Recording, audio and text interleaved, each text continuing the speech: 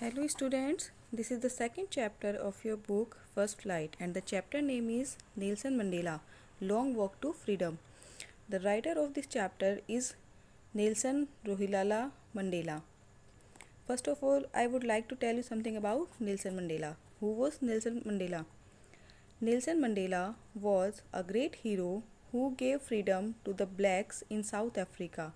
He was born on 18th July 1918 in the village of Mvezo in Utmata, then a part of South Africa's Cape Province. He fought against the apartheid regime of South Africa, which believed in racialism. He spent more than 30 years in South Africa's prisons. He became the first black president of South Africa when his party came to power in democratic elections in 1994. This passage forms a part of autobiography of Nelson Mandela titled Long Walk to Freedom. It is a saga of the glorious struggle that the blacks of South Africa waged against the apartheid regime to gain freedom. Now we will discuss about the summary of this chapter. First point is first non-racial government.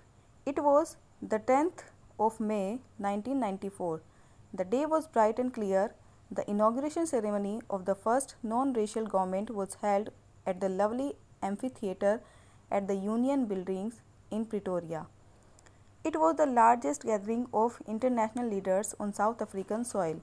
Politicians and dignitaries from more than 140 countries attended the ceremony. First of all, Dr. de Klerk was sworn in as second deputy president. Then Thabo Mbeki was sworn in as the first deputy president. Then came Mandela's turn. He was sworn in as the first black president of South Africa. Second point, Mandela's speech. Mandela spoke how for decades South Africa was the seat of white supremacy. Now, the presence of all people confer glory and hope to newborn liberty.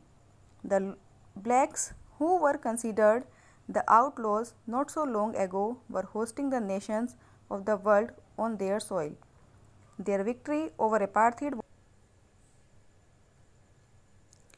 a common victory for justice, peace, and human dignity. Political freedom had been won.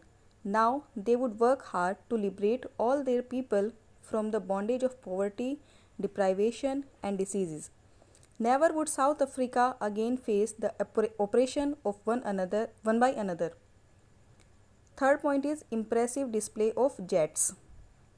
Then there was a spectacular display of jets. South African jets and helicopters rode in perfect formation over them in the sky.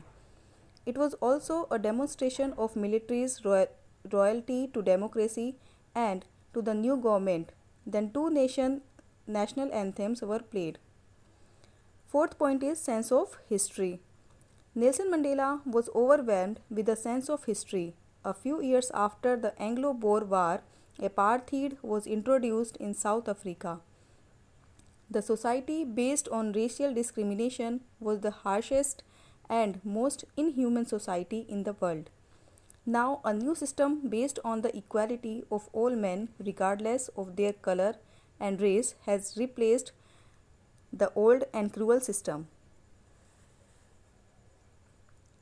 Fifth point, policy of apartheid. Apartheid created a deep and lasting wounds in the people. The decades of exploitation and oppression of the black produced heroes like Thambos, Silas, and others. These black heroes were men of extraordinary courage, wisdom, and generosity.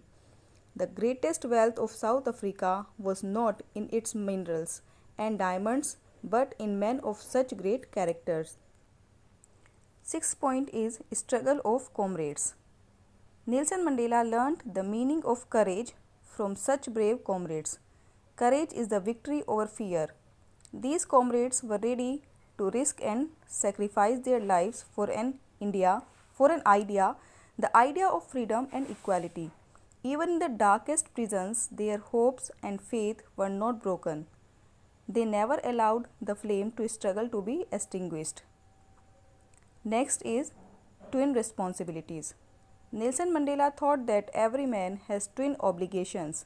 He has a duty towards his wife and children and an obligation to his people and country.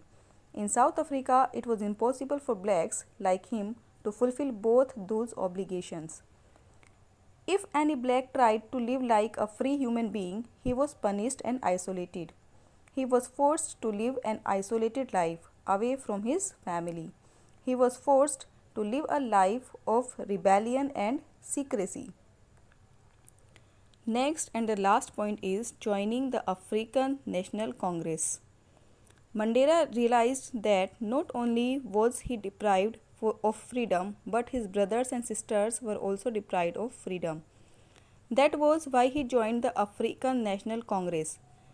It was his desire for the freedom of his people and their self-respect that totally transformed him from weak young man to a bold one. A law-abiding lawyer was forced to become an outlaw. He realized that freedom is indivisible.